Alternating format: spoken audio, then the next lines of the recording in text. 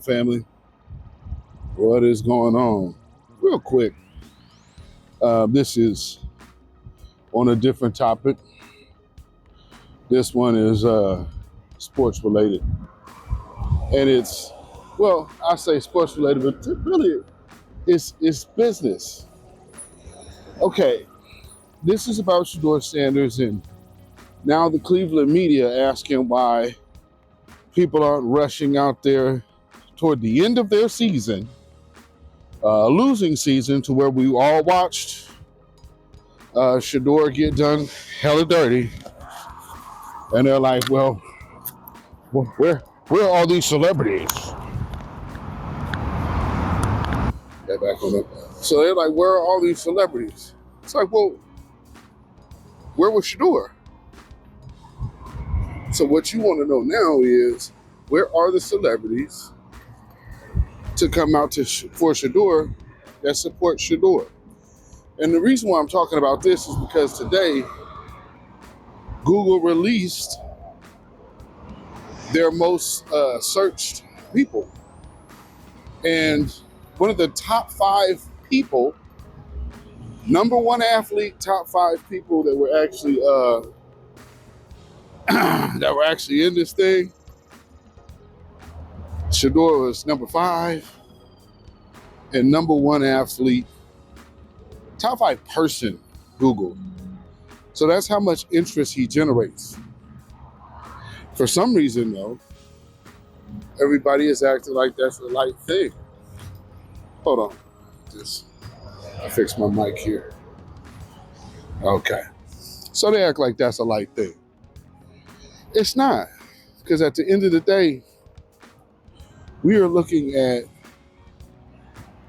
Black folks in the midst of boycotting Target, boycotting African braid shops. We are a people who have always spoke financially when we felt slighted or bothered. Cleveland Browns, you need to get your heads out of your asses. Why aren't these people showing up? Because no one will ever support a racist organization. And you guys might tell yourself till the cows come home that you're not racist, and no one there has those sentiments. Well, gotta say, that's not how it looks. Let me put this here so I don't have to worry about that no more. Okay. And so the clear appearance is that it's a lot of racist stuff going on. Why do you think when Dylan Gabriel's woman was out there, see now, I believe Cleveland's press is not being honest, because you're asking, why is this not translated? You just had a quarterback's woman come out talking about why her man ain't playing. Then we also hear about, and she also mentions everybody in the building wants him to play. And then, but the people on her that are commenting are calling her comment racist. No one says a thing about that. That kind of, goes unchecked. Now, I would assume that Dylan Gabriel checked that.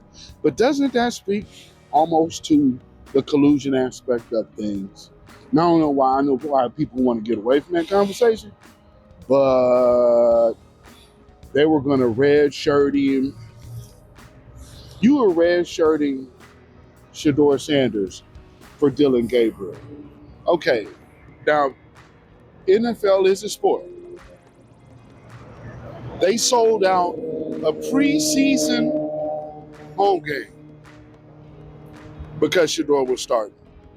And then we promptly see them snuff Shedeur. Black America, you all need to get the temperature and read the room of Black America right now. This is one of our young men, bright young men, same as his brother. His brother got a master's degree. And they're out here doing their thing in media. So yes, they're popular. Their daddy was a Hall of Fame superstar talent. Going down as arguably one of the best athletes in history. So it's no mystery why people ain't messing with you, Cleveland Browns. And see, here's the one thing that I was pretty much saying, and here's the sentiment that the Cleveland Browns, you're so out of touch. You have a cultural problem. And the cultural problem that you are having, you can't just get your people out there to talk it away. That will not work. You want to please these fans, even your own fans, you got to get rid of that coach. Because, see, for those of us, we remember Danny Lanning's little speech when they had to play Colorado. We remember his Kevin Stefanski's golf buddy speech. We remember that. So when you have things like that, you got people coming out here talking, they're after clicks and views and this and that. If Shador was after clicks and views, then he doesn't need to have any kind of sabotage. He doesn't need to have linemen pulling Superman dives on plays that result in a broken play. They're not upholding this brother. So to sit up here and wonder why all of these superstars ain't coming, why would they lend their stardom and their platforms and power to you? After seeing what you've done to Shador for the likes of Dylan Gabriel. Let the celebrity fans of Dylan Gabriel fill that stadium, but they didn't. You had to get down to $6. And why you're at $6 now is because you put Dylan Gabriel over a man who never should have went in the 5th round. Miss us all with the 5th round draft pick talk. And I know that now you got to try to warm up the talk because he's about to play number 1 quarterback taken here this week. So if he does look better and he looks like this, all Cam Ward has been allowed to lose out this entire season. You put Shador in, he's not even able to be himself. And you're wondering why people aren't coming out to flock to Cleveland Browns Stadium. Are you kidding? For a lot of us, that Ravens game was the last game that you were even going to get this type of viewership from black folks. You fortunately put him in the game. You were able to hold on to the viewership. So be glad for the views. Because at the end of the day, hey, Cleveland media, let's keep it a buck. You guys are the most watched football team, and you're not even in every market. So that means people have to go pay for other things or watch people's go to the bar to go have them turn it on the satellite. So let's not act like we don't know what this is. We do know what this is. And you sat up there and you gave him the end deal. You treated him like the little stepchild that you guys didn't really want. And you tried to even, there were people suggesting that this guy's not intelligent. And then you also try to act like Dion went easy on him. The Sanders work ethic is insane. So I don't know where you guys come up with that. But, I'm going to come back and finish this. All right, I am back. All right, there we go. So, like I was saying, I heard on the radio today, in Cleveland sports radio, that they were asking and seeing videos because it's becoming a topic. Why isn't Shador's celebrity translating to seats? Well, it did. And then we saw how you treated the young brother. And again, as I said a minute ago, we've already been in the process of boycotting things that don't treat us well. How on earth could you have one of the top 5 most popular human beings on the planet, but still tell everybody how not ready he is? The only thing that seems not ready is the Cleveland Browns. Cleveland Browns are not ready for a change. Cleveland Browns are ready for stagnant offense, and that's been cool, I guess. But, what are we getting? We watching the young brother be disrespected nonstop.